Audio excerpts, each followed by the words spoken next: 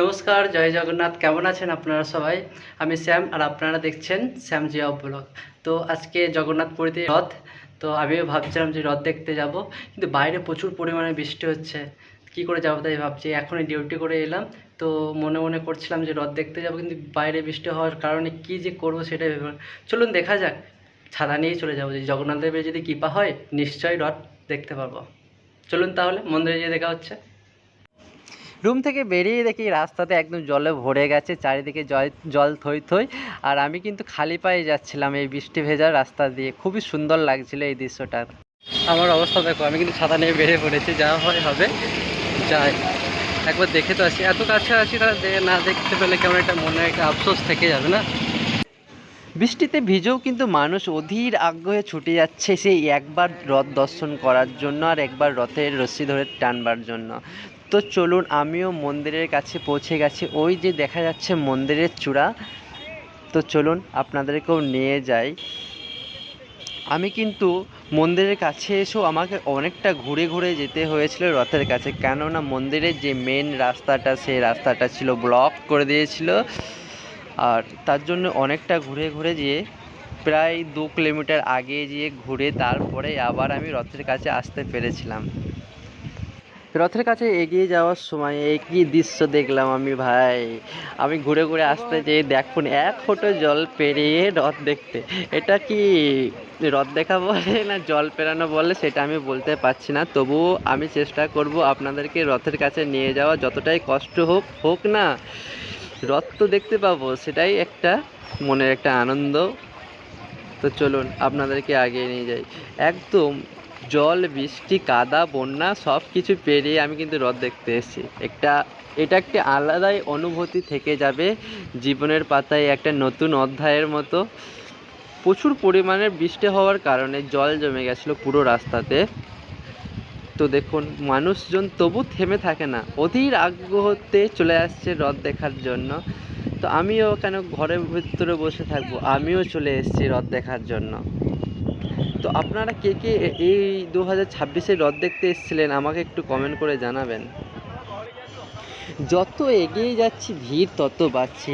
এই যেন মানুষের একটি মহাসমুদ্র, বৃষ্টির ফোঁটা আর ভক্তদের গায়ের ঘাম মিলেমিশে একাকার। একে অপরকে জায়গা করে দিয়ে ধাক্কা সামলিয়ে শুধু একটাই মন্ত্র জপে যাচ্ছে, জয় জগন্নাথ, জয় জগন্নাথ। এই ভিড়ের মধ্যেও কেমন একটি আলাদাই অনুভূতি, আনন্দ আর শান্তি লুকিয়ে আছে, যেটা ক্লান্তকে ছুটেই দিচ্ছে না।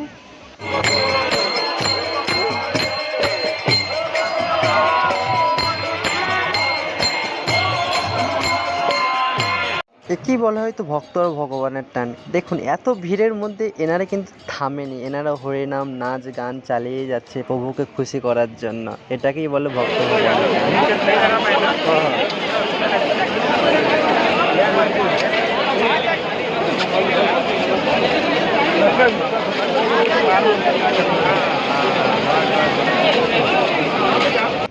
অবশেষে সেই দৃশ্য আমার চোখের সামনে। জগন্নাথ দেব, বলভদ্র আর মা সুভদ্রা রথ দাঁড়িয়ে আছে। বৃষ্টির ফোঁটাতে ভরে যাচ্ছে চারিপাশে, তবু লক্ষ মানুষের দুহাত তুলে মহাপ্রভুকে প্রণাম জানাচ্ছে আর মুখের মধ্যে জয় জগন্নাথ ধ্বনিতে ভরে যাচ্ছে।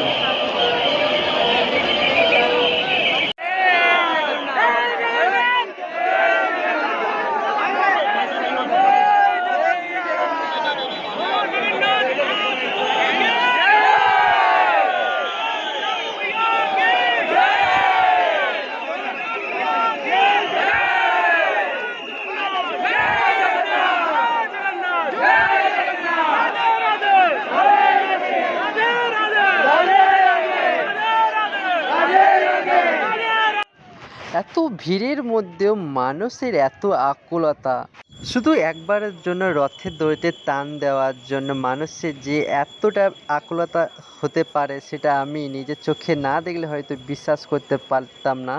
চলুন, আমার চোখ দুটো তো আজকে জুড়িয়ে গেল, সার্থক হলো আমার মানুষ্য জন্ম।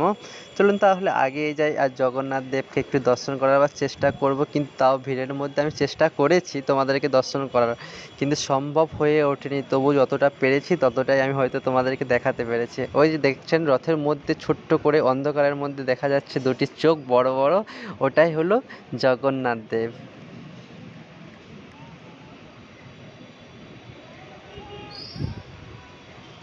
জয় জগন্নাথ। আর এটা পাশে আছে মাতা সুভদ্রার রথ আর বলভদ্র দেবের রথ চলে গেছিলো।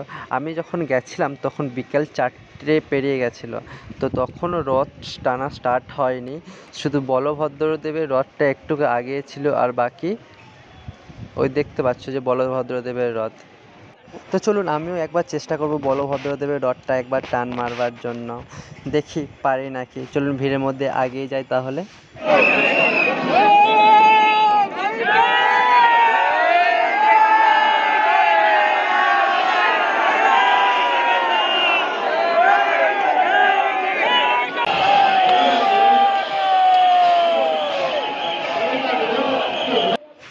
অবশেষে আপনাদের আশীর্বাদে আমি রথ টানতে পেরেছি। এত ভিড় তবুও চেষ্টা করার পরে আর জগন্নাথ দেবের আশীর্বাদের ফলে বলভদ্র দেবের রথটা আমি টানতে পেরেছিলাম লাস্টে। ওই যে যাচ্ছে রথ। চলো দর্শন শেষ, এবার ফেরার পালা। প্রচুর পরিমাণে ভিড় ছিল, ভিড় থেকে বেরিয়ে আসতে পেরেছি, এটাই সৌভাগ্য। ভিডিওটা ভালো লাগলে নিশ্চয়ই একটা লাইক আর একটা কমেন্ট আর একটা সাবস্ক্রাইব তো দিতেই পারেন ছোটো ভাই হিসাবে। আশা করি ভালো লাগবে। আবার দেখা হবে পুরীর একটা নতুন ব্লগ নিয়ে নতুন জায়গাতে। তো ততক্ষণ সবাই ভালো থাকবেন, সুস্থ থাকবেন।